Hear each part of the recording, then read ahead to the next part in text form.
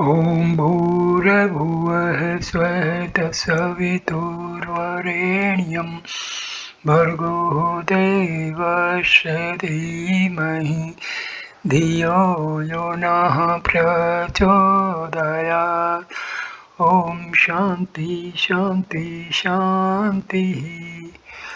Namaste my dear friends, this is second video on Bhagwan Sri Sathya Sai Baba's divine message to the humanity for getting bliss and liberation.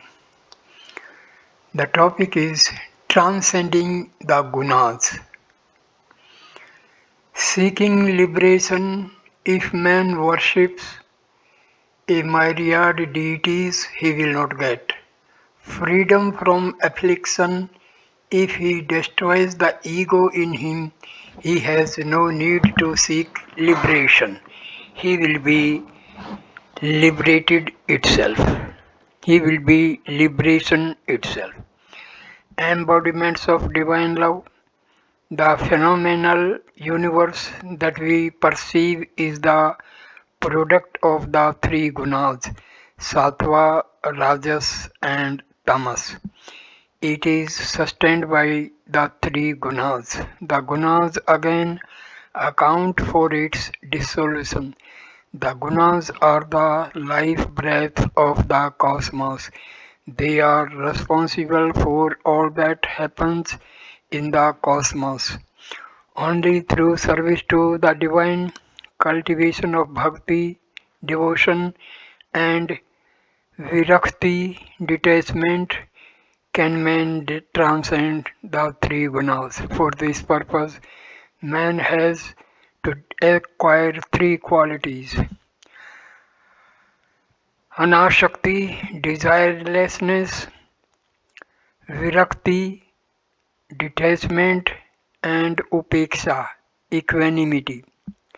Anasakti is the absence of all desires except the desire of God.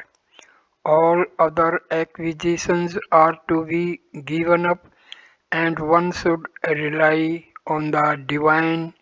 Virakti does not mean renunciation of hearth and home and betaking oneself to the forest for penance.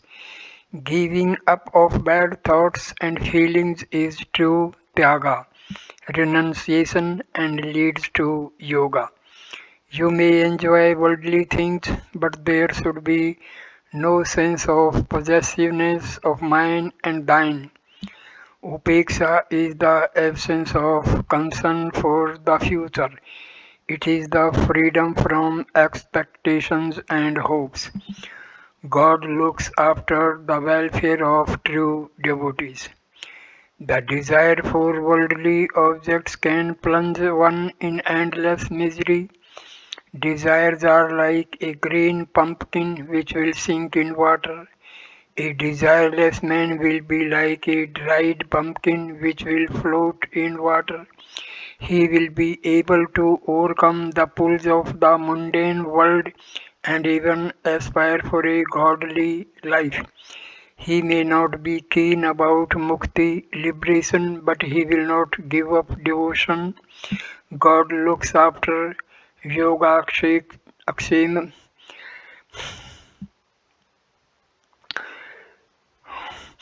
God looks after yoga akshemam, progress and welfare of such a person here and in the hereafter, because being desireless and detached, his thoughts are centered on God. To secure the grace of the divine in this way is itself a kind of yoga. To preserve that grace is to ensure one's maximum well-being. This is known in Vedantic parlance as apratyaksha prapanam, securing what is not easily attainable. It can be got only through grace-filled human effort.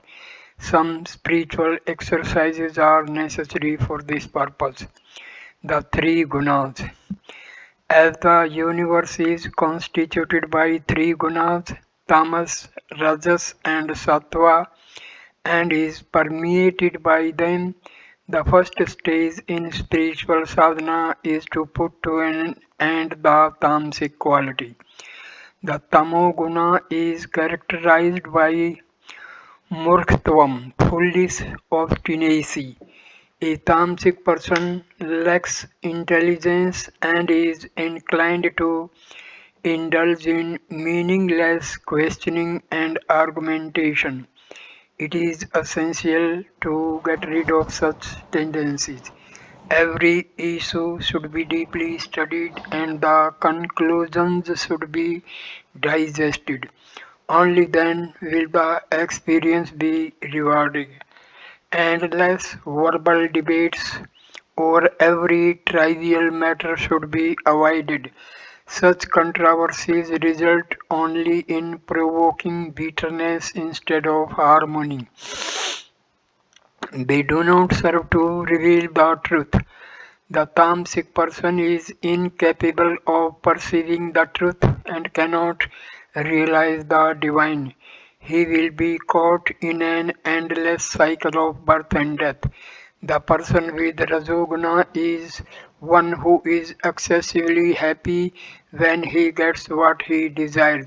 His ego gets inflated thereby. When his desires are not fulfilled, he develops hatred.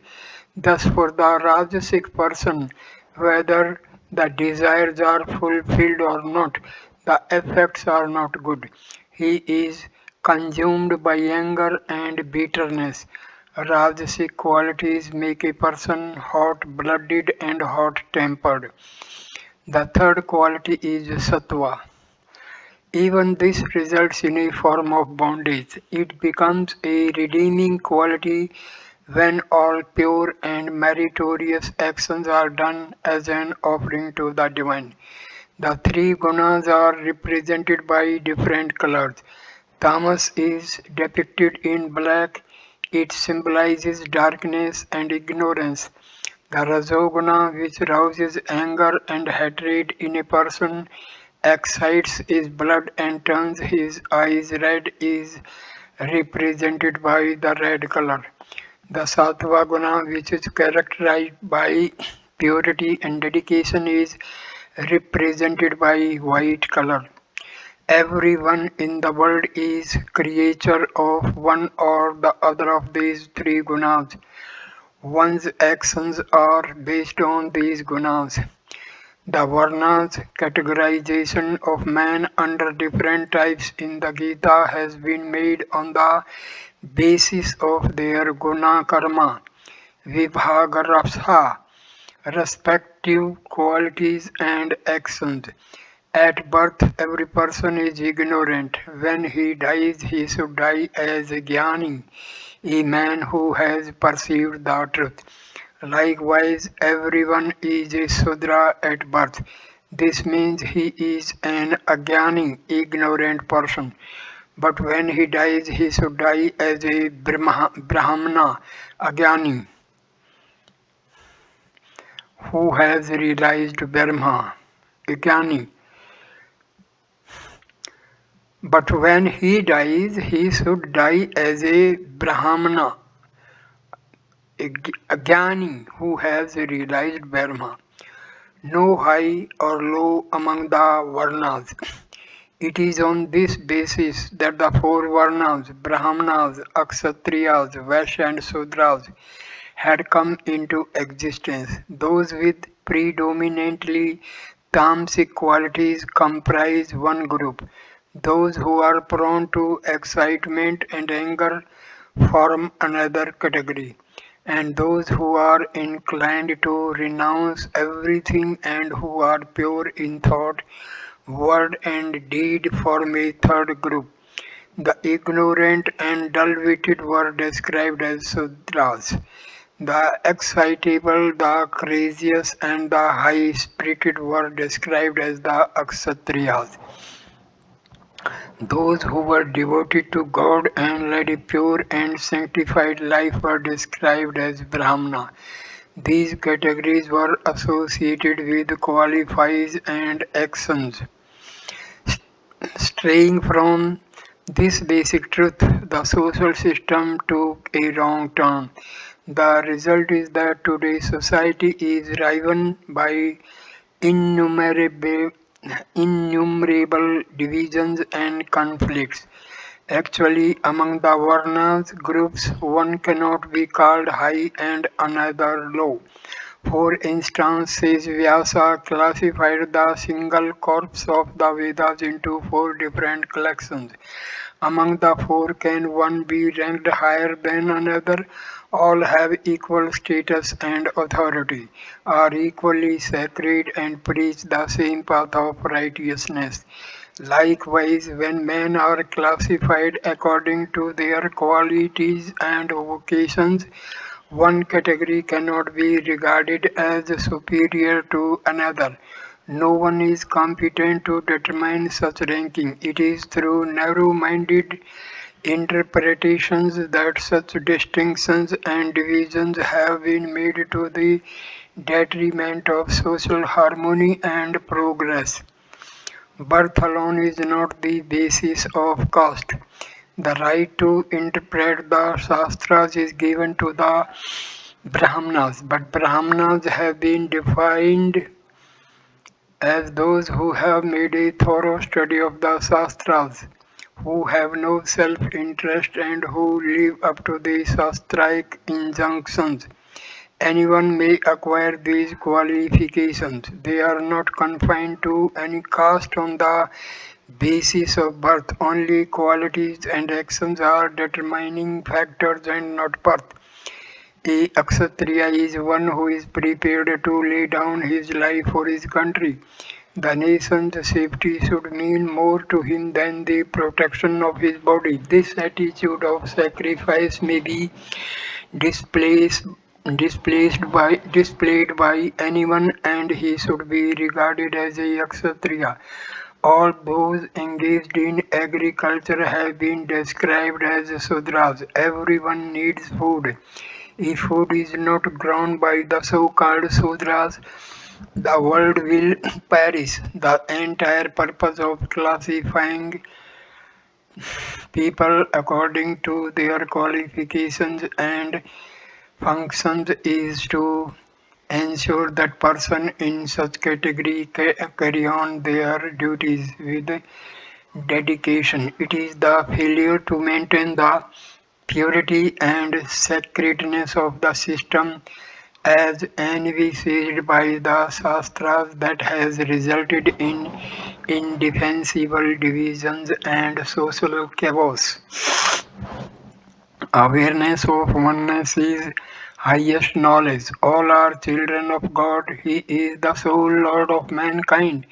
People may seem to differ in their names and forms and in their beliefs and practices, but the parent is one alone. Recognition of this basic truth of oneness is Brahmajnana, knowledge of the Absolute.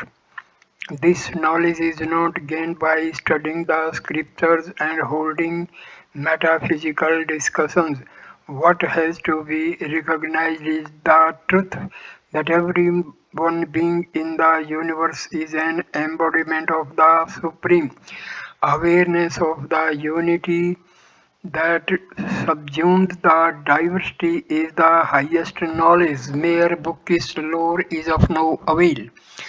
Practical living is what matters. Expounding a philosophy is easy.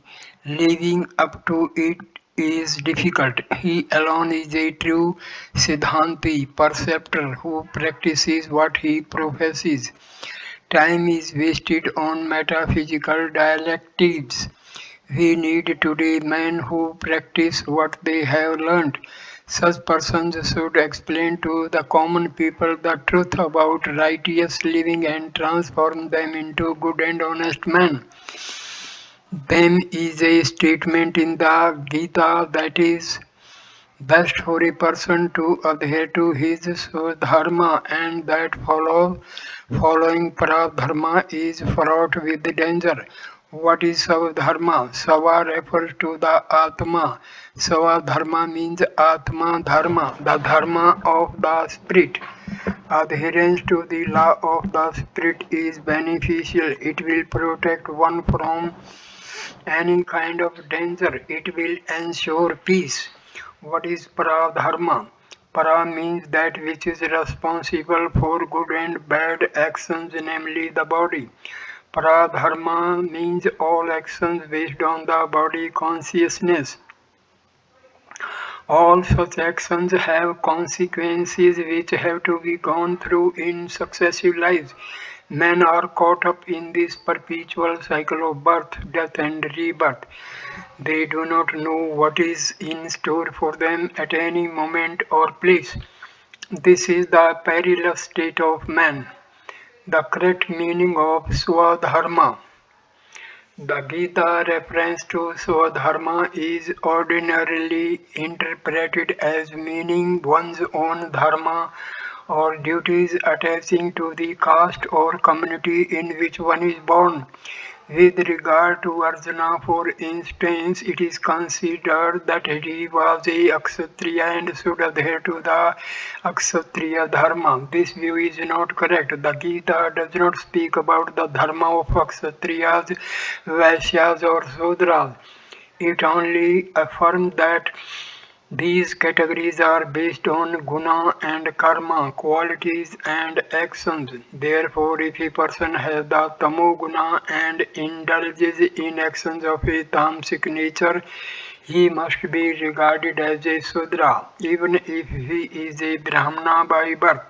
One who devotes his entire time to the contemplation of God and does sacred acts is a Brahmana, regardless of the caste in which he may be born. Brahmana is the one who seeks God. Obsessed with the distinctions of caste, creed, and community, and indulging in futile and meaningless controversies. People should not degrade humanity. All are brothers and sisters. It is the basic truth that must be propagated in our society today so that spiritual values may grow. Spiritual values may grow. Bharatiya Dharma is eternal truth.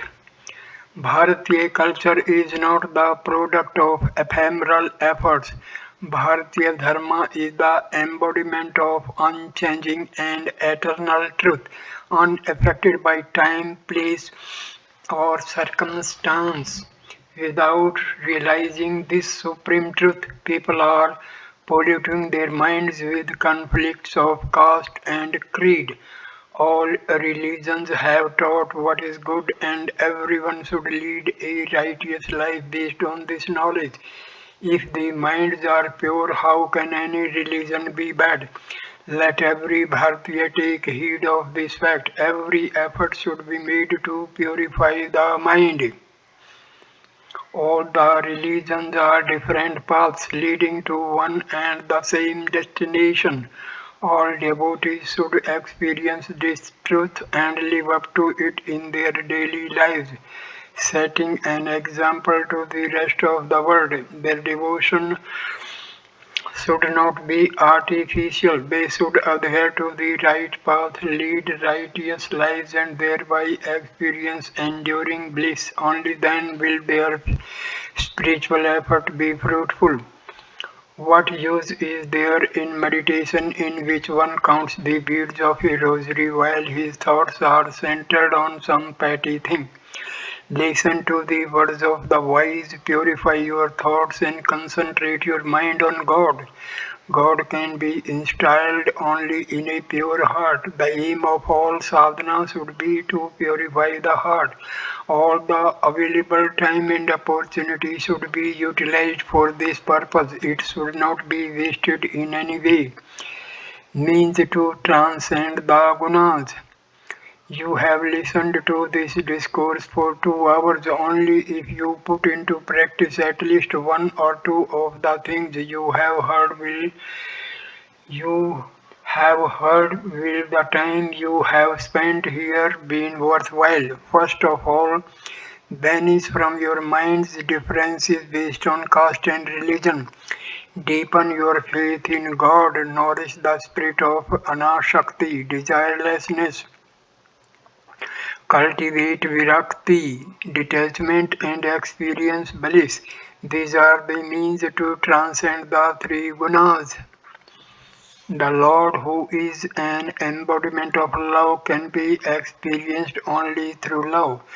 As He is an incarnation of truth and righteousness, He can be realized only through Satya, Dharma, truth and righteousness. Always bearing in mind the supreme importance of Satya, Dharma, and Prema, you should sanctify your lives by rendering dedicated and disinterested service. The revered sadhus present here have expounded to you profound truths in simple and intelligible language, with appropriate illustrations from real life. Their exposition and your listening would have served a useful purpose only if you try to practice at least some of the teachings. You have had a golden opportunity listening to them. You must make good use of it. Do not jump to conclusions, abdicating your discrimination, and do not deny the validity of your own experiences. Stand on your strength. Be unmoved either by adulation or denigration. Follow my lead. I am unaffected by ether and march on alone. Undeterred and of my own accord, I am my own guide and witness. Have full faith in this.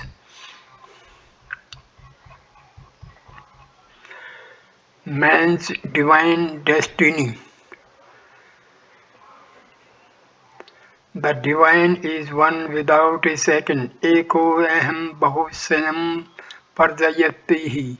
I am one, let me become many for the sake of progeny. Willing in this way, the divine assumed a myriad amazing variety of forms in the universe and taught in the Gita the threefold paths of karma, jnana, and bhakti to enable humanity to realize the magnificence of the divine. Man has been engaged in exploring the infinite wonderful secrets of nature in this marvelous creation in all possible ways. But because of the vagaries of his mind, intellect, and ego, man has failed to understand the true eternal spiritual basis underlying everything in the universe and has lost himself in the pursuit of the external phenomenal world as if it were the only reality. In the process, he has failed to realize his own true nature and has totally perverted his mind. The simple truth that everything is permeated by the One has been lost sight of. Krishna reminds man of grievous error. It is to remind man of this grievous error that Sri Krishna declared in the 18th chapter of the Gita in verse 61, Isvaraha Sarvabhutanam Hridayasarjana Thistahi. The Lord resides, O Arjuna, in the heart region of all beings, and went on to adjure in the 62nd sloka. Thameva Sarvanam Garcha Sarvabhavena Bharata. Take refuge in him alone with all thy heart, O Bharata. This means that if the Lord dwells in the heart of all beings, he must be residing in Arjuna's heart also. Hence the injunction Tameva Sarnam Gacha means seek refuge in yourself. It must be understood from this that whatever one may say or do, he is doing it only to himself and for himself. The Bhagavad Gita begins with Dhritarashtra's reference to Dharma Aksetra Kurukshetre. Dharma Aksetra is the seat of Atma. Kurukshetra is the body, which is the source of all actions. It is the combination of the Atma and the body of the Aksetra-Jana relationship which explains the human predicament. By forgetting the Atma and involving himself in Deha Dharma, the claims of the body, man is subjecting himself to endless suffering. He grieves about things which are not worth lamenting and does not grieve for the things that ought to make him sad. This state of delusion is the result of his identifying himself with the body and forgetting his inherent divinity. If he realizes that he is one with the Omni Self, he will have to cause for sorrow. He will be aware that truth and bliss are inherent in his spiritual reality.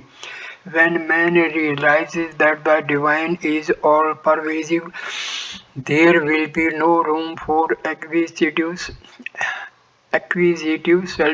selfishness or divisiveness. When Dhritarashtra made a distinction between his sons, Mamakaha, my children, and the Pandavas, he betrayed his spiritual blindness and the ignorance of the unity that subsumes the multiplicity in the world. Everything testifies to the glories of God. Love for the divine is devotion. Devotion is not something objective and concrete. It is an inner experience which springs from the heart. As you think, so you become. Hence, the heart must be filled with good feelings. The sense must be engaged in good actions. When the eyes are turned towards God, all creation appears divine. When you wear the fight kind of spectacles, you see everything clearly. But if the glasses are not correct, you get a distorted picture and your eyes are spoiled. Likewise, if your heart is filled with love of God, all your feelings are sanctified by that love. Other undesirable thoughts drop away. Devotees pray to the Lord to come and reside in their pure and tranquil hearts. Where the heart is impure, then there is no room for God. If the Bhagavad Gita, in the Bhagavad Gita, there is a canto devoted to the vibhutis of the Lord. What are these vibhutis? The glories of God.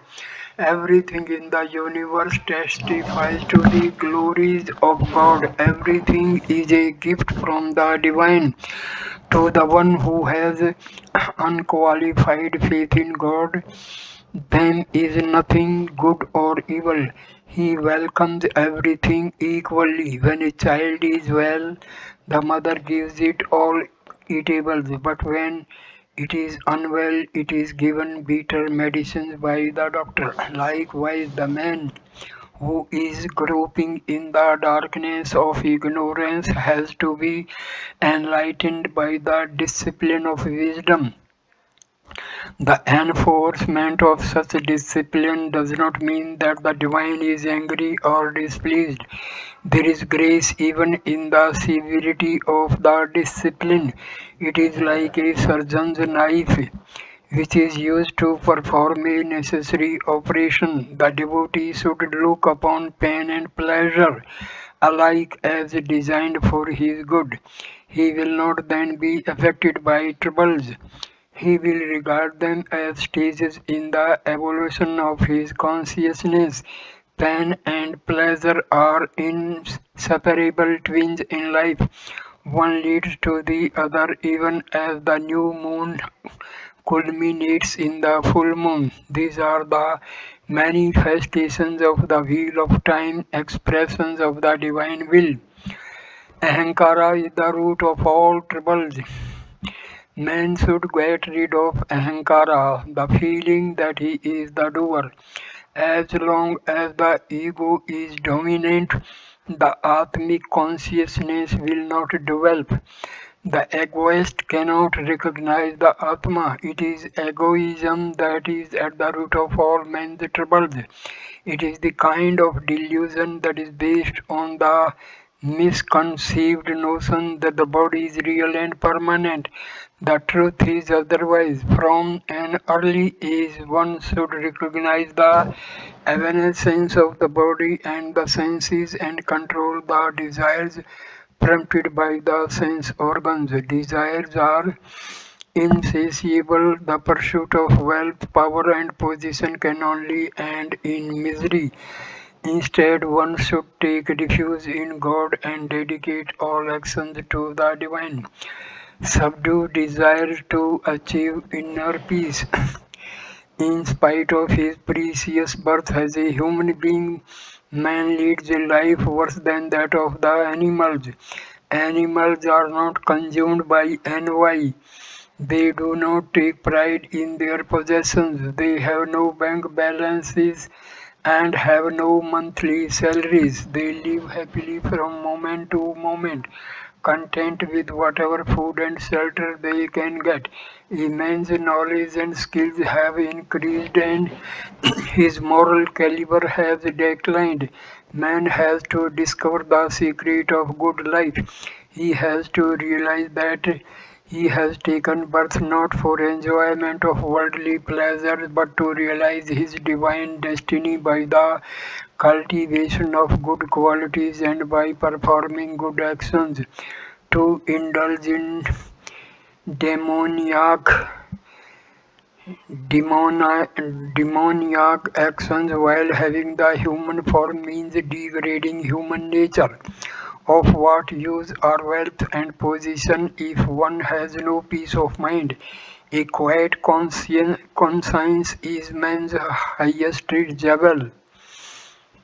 To achieve inner peace, desires have to be subdued and all thoughts should be centered on God. Engage yourself in service activities in a spirit of dedication. Do not hanker and leadership. True service consists in helping the poor and the forlorn in the society with humanity and dedication. This is moral service to the divine. दिल में राम हाथ में काम Rama in the heart and service with the hand.